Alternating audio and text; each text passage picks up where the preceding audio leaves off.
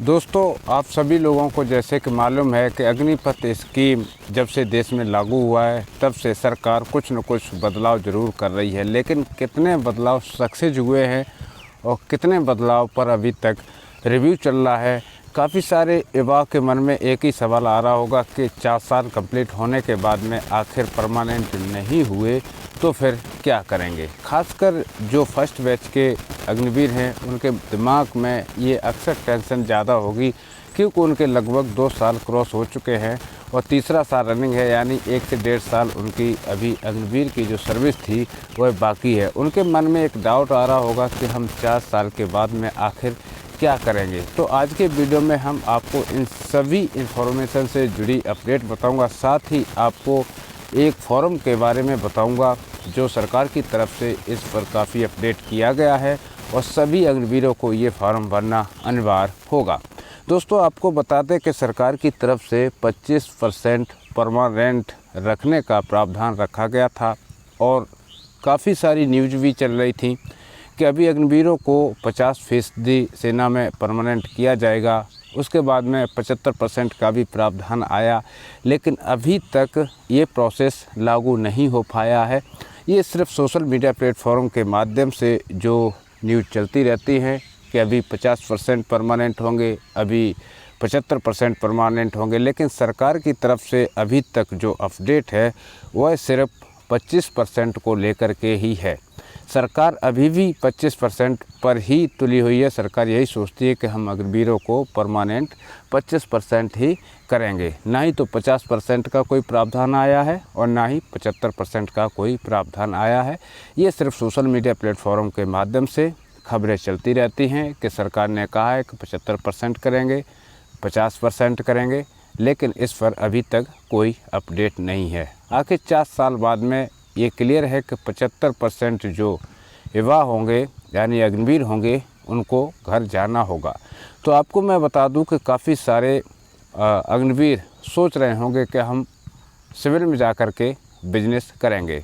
तो जैसे कि हमने शायद पिछले वीडियो में भी बताया था कि जो 75% अग्निवीर हैं, अगर वह बिजनेस करना चाहते हैं 4 साल के बाद में, तो सरकार उनको 5 लाख रुपए तक का लोन देगी, जिस पर कोई भी इंटरेस्ट नहीं होगा।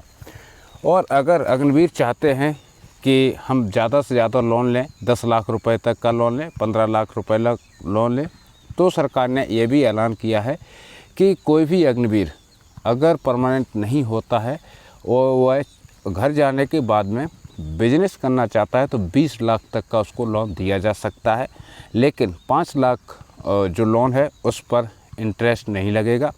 10 लाख जो लोन लेगा अगर अग्निवीर, तो उस पर लगभग 3% का इंटरेस्ट लगेगा और 15 लाख पर 7% का, 20 लाख पर 9% का इंटरेस्ट लगने का प्रावधान रखा गया है।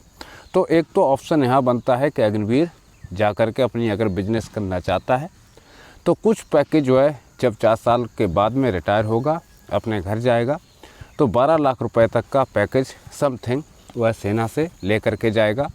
और उसके बाद में जो पैसे की कमी पड़ती है तो सरकार से यानी बैंक के माध्यम से अग्निवीर लोन भी ले सकेगा, जैसे कि 5 लाख तक कोई इंटरेस्ट नहीं है और अगर ज़्यादा चाहिए तो नाम के लिए भी इंटरेस्ट पे करना होगा। बात कर लेंगे जो इम्पोर्टेंट अपडेट थी कि अगर कोई भी अग्निवीर सरकारी संस्था में जाना चाहता है तो उसके लिए क्या प्रोसेस होगा। तो साथियों, आप सभी को मालूम है कि स्टेट गवर्नमेंट ने अग्निवीरों के लिए पहले ही ऐलान कर दिया है कि हम 10% लेंगे, 5% लेंगे। जैसे कि हरियाणा में लगभग 100% का ऐलान है कि जो भी अग्निवीर हरियाणा स्टेट का 4 साल के बाद में आएगा उसको 100% हरियाणा गवर्नमेंट सरकारी नौकरी देगी। तो हरियाणा के जो अग्निवीर हैं उनके लिए यहाँ पर टेंशन ख़त्म हो जाती है।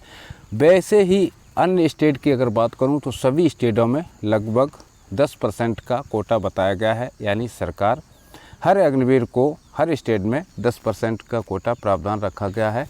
तो 10% में सभी अग्निवीर लगभग आ जाएंगे। अब बात कर लेते हैं जो फार्म की बात जो हमने बताई है आपको।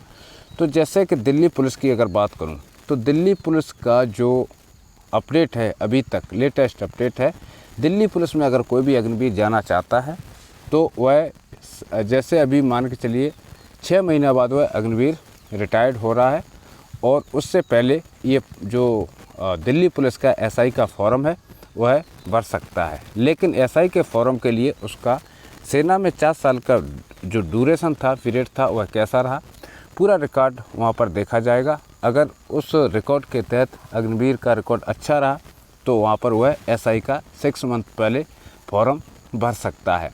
और ग्रेजुएशन की रिकॉर्ड भी साथ के साथ रहेगी। अगर अग्निवीर ग्रेजुएशन किया हुआ है, रिकॉर्ड भी 4 साल का जो ड्यूरेशन था सेना में वह भी अच्छा है, तो वह दिल्ली पुलिस एसआई का भी फॉर्म भर सकता है।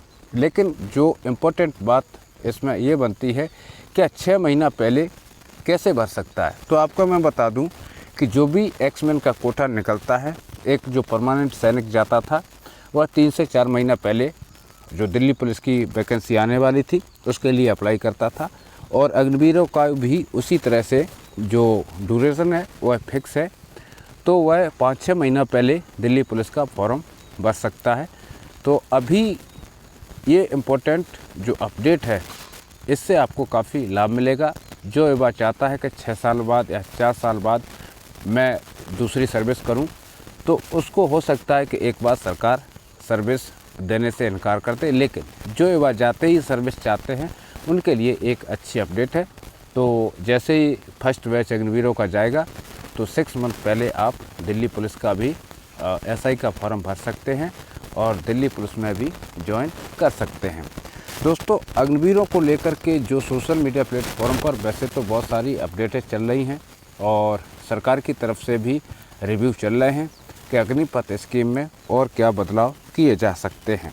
तो जैसे कि हमने आपको पहले ही बताया था कि जो अग्निवीरों को बदलाव की ज़रूरत है, तो उसमें से मेन उनका बदलाव है लीव को लेकर के। यानी अग्निवीरों की जो छुट्टी है उसमें अभी बढ़ोतरी होना बहुत ज़रूरी है और इस पर अभी कुछ नहीं कहा जा सकता है कि सरकार आपकी 30 दिन से छुट्टी बढ़ा करके 45 या 60 दिन कर सकती है।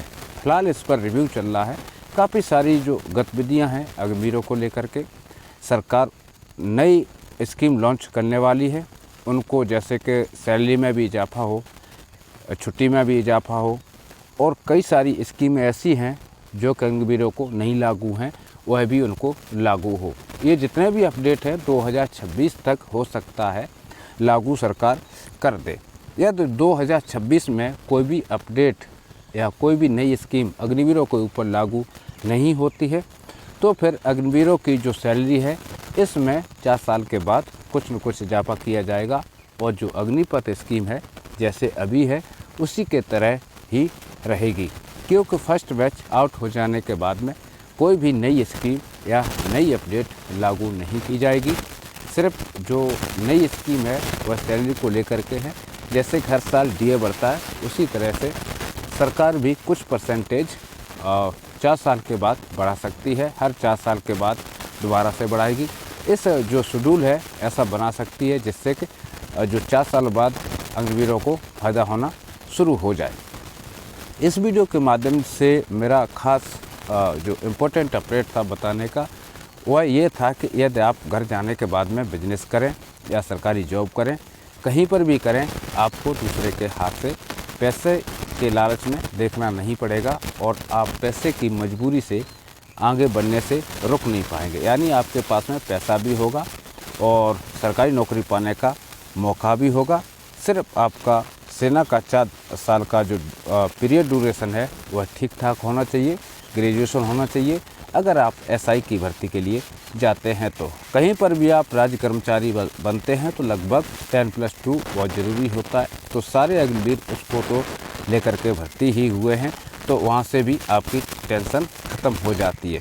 आपको सिर्फ 4 साल के बाद में जब यहाँ से जाते हैं, सेना से जाते हैं, तो आपको घर नहीं बैठना है। तत्कालीन प्रभाव से आपको जिस स्टेट से बिलोंग करते हैं उस स्टेट से स्टेट गवर्नमेंट की जॉब के लिए बस अप्लाई कर देना होगा। इस वीडियो में फ़िलहाल इतना ही दोस्तों।